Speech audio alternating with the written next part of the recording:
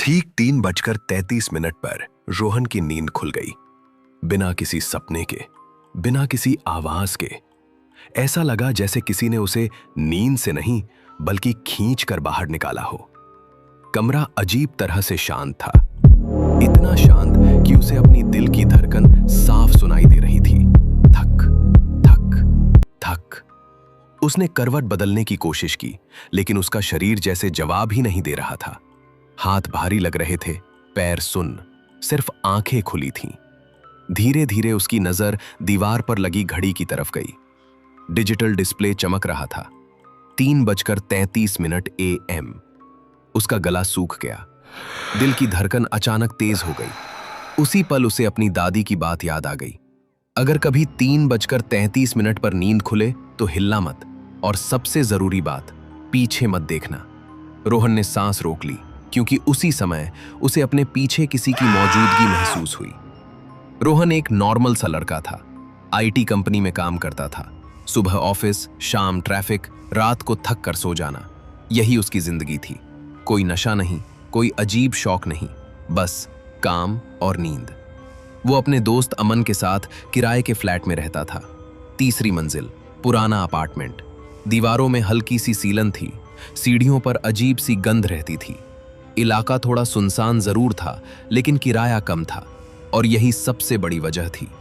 शुरुआत में सब ठीक था, लेकिन पिछले कुछ दिनों से रोहन की नींद हर रात एक ही समय खुल रही थी, 3:33 AM। पहली रात उसने ध्यान नहीं दिया, दूसरी रात भी खुद को समझा लिया, शायद स्ट्रेस है, उसने खुद से कहा। लेकिन जब तीसरी रात भी ठीक उसी मिनट उसकी आंख खुली, तो उसके मन में पहली बार डर ने जगह बनाई। एक सुबह उसने अमन से कहा, यार मेरी नींद रोज 3:33 पर खुल रही है। अमन ने कॉफी का घूंट लिया और हंस पड़ा। भाई, ज्यादा मोबाइल चला रहा है, दिमाग का खेल है। पर हर दिन सेम टाइम? रोहन ने बात पूरी करनी चाहिए। कोइंसिडेंस? अमन ने कंधे उचका दिए। रोहन भी हंस दिया, लेकिन उसके अंदर कहीं ना कहीं एक ठंडी सी परछाई बैठ चुकी थी।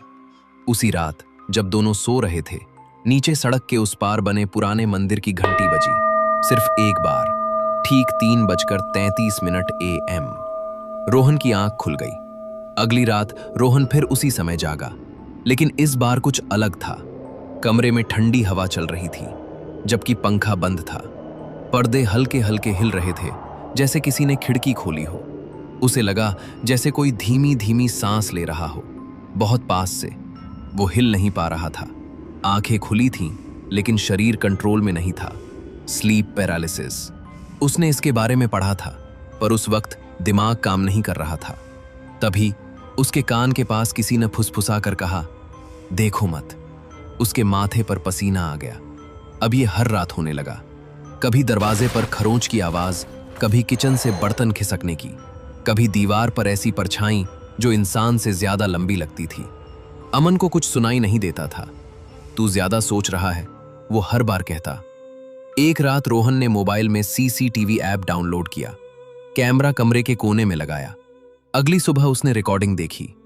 3:33 AM पर वीडियो में 1 सेकंड के लिए स्क्रीन ब्लैक हो गई, और फिर रिकॉर्डिंग अपने आप रुक गई थी। रोहन ने अब इंटरनेट खंगालना शुरू किया। 3:33 AM। उसने जाना इसे विचिंग आवर कहते हैं। कुछ जगह इसे मॉकिंग टाइम कहा जाता है। ऐसा समय जब जो चीजें मर चुकी होती हैं वो ज्यादा जागृत होती हैं, और इंसान सबसे कमजोर। उसने पुराने फोरम पढ़े, रेडिट थ्रेड्स, कमेंट सेक्शंस। एक बात हर जगह कॉमन थी, जो पीछे मुड़ गया वो वापस नहीं आया। 7वीं रात। रोहन पहले से डरा हुआ था, लेकिन इस बार उसे नींद जल्दी आ गई। और फिर 3:33 AM। सब कुछ वैसा ही था, सन्नाटा, ठंड, हवा का भारीपन, लेकिन इस बार पीछे की मौजूदगी और ज्यादा पास थी। इतनी पास कि उसे अपनी गर्दन पर ठंडी उंगलियों का एहसास हुआ। दिमाग चिल्ला रहा था, मत देख, लेकिन डर के साथ साथ एक अजीब सी जिज्ञासा भी थी। अगर मैं न देखूं तो ये कभी खत्म नहीं होगा, उसने सोचा, और उसने गर्दन घुमा दी। आईने में वो खुद खड़ा था, वही चेहरा, वही आंखें, लेकिन आंखों में कोई चमक नहीं थी। वो मुस्कुरा रहा था, पर वो मुस्कान इंसानी नहीं थी। अब तुम जाग गए हो, आईने वाले रोहन ने कहा। उसकी आवाज भारी थी, जैसे कई आवाजें मिलकर बोल रही हों। रोहन चीखना चाहता था, लेकिन आवाज गले में ही अटक गई। आईने वाला आगे बढ़ा और आईना पानी की तरह हिलने लगा। अगले ही पल सब अंधेरा हो गया। अगली सुबह अमन की नींद देर तक नहीं टूटी। रोहन का बेड खाली था, मोबाइल वहीं रखा था, कपड़े वहीं थे। फ्लैट में कोई तोड़ फोड़ नहीं थी, कोई खून नहीं था, कोई सबूत नहीं था।